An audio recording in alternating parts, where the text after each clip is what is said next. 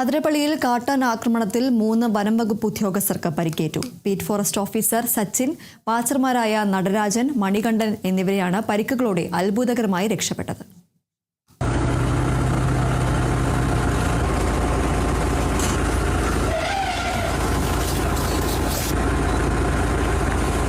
പുഴ കടന്നു വന്ന ആനയെ തിരികെ ഓടിക്കാൻ വനപാലകർ ശ്രമിച്ചെങ്കിലും ആന തിരികെ പോകാതെ തുമ്പൂർ മുഴി ഭാഗത്ത് സൗരോർജ്ജ വൈദ്യുതി വേലി തകർത്ത ശേഷം റോഡിലൂടെ മൂവരെയും ഓടിക്കുകയായിരുന്നു.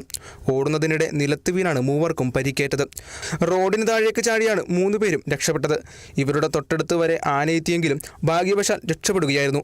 ഇതിനിടെ വനപാലകരുടെ ജീപ്പും ആന ആക്രമിക്കാൻ ശ്രമിച്ചു. 7 മണി സമയത്തിൽ ആന ശരിക്കും ജനവാസ മേഖലയിൽ കയറാൻ ശ്രമിക്കുമ്പോൾ നമ്മുടെ സ്റ്റാഫ് വന്നിട്ട് അവിടെ കയറാതിരിക്കാൻ വേണ്ടിയിട്ട് സംവിധാനം ചെയ്യുമ്പോൾ ആന അത് ശരിക്കും ചാർജ് ചെയ്യാൻ വന്നിട്ടുണ്ടായിരുന്നു. അപ്പോൾ സ്റ്റാഫ് രക്ഷിക്കാൻ വേണ്ടിയിട്ട് അവിടെ തൊട്ടടുത്തുള്ള ഇടത്തിൽ ചാടി രക്ഷിച്ചിട്ടുണ്ടായിരുന്നു. ആ സമയത്തിലുള്ള പരിക്കാണ്. ഇവിടെ ഹോസ്പിറ്റലിൽ നമുക്ക് വന്നിട്ട് ചെയ്തിട്ടുണ്ട്. ഇത് 2 സ്റ്റാഫിക്ക് മേജർ കുഴപ്പമില്ല, ഒരു സ്റ്റാഫിക്ക് കുറച്ച് ഇഷ്യൂ ഉണ്ട്.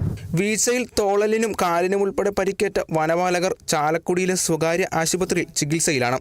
Kerala vision news, Thrissur.